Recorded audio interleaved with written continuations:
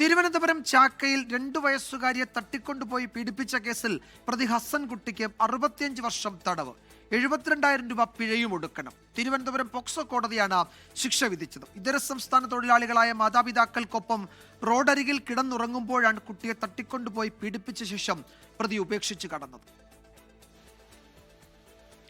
ശാസ്ത്രീയ തെളിവുകൾ അടിസ്ഥാനമാക്കിയുള്ള കേസിലാണ് പ്രതി ഹസൻകുട്ടിക്ക് 65 വർഷം കോടതി ശിക്ഷ വിധിച്ചത്.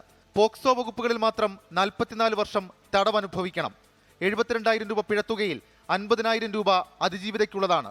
2024 ഫെബ്രുവരി 19 പുലർച്ചെയാണ് ചാക്ക റെയിൽവേ പാളത്തിന് സമീപത്തെ പുറമ്പോക്ക് ഭൂമിയിൽ നാടോടി സംഘത്തിനൊപ്പമുണ്ടായിരുന്ന കുട്ടിയെ ഹസൻകുട്ടി തട്ടിക്കൊണ്ടുപോയത്.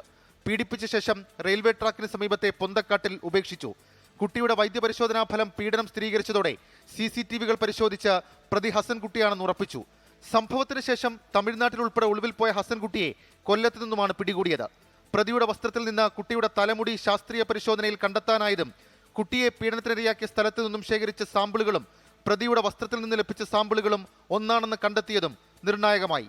പ്രതിയുടെ മുൻകാല പോക്സോ പശ്ചാത്തലവും ശിക്ഷാവിധിയിൽ നിർണായകമായിരുന്നു. 24 തിരുവനന്തപുരം. ലോകത്തെവിടെയായാലും ഏത് സമയത്തും 24 വാർത്തകളും ഓഗ്മെന്റഡ് റിയാലിറ്റി പാക്കേജുകളും എക്സ്പ്ലെയിനറുകളും വിശദമായി കാണാൻ ഞങ്ങളുടെ യൂട്യൂബ് ചാനൽ നിങ്ങൾക്ക് സബ്സ്ക്രൈബ് ചെയ്യാം.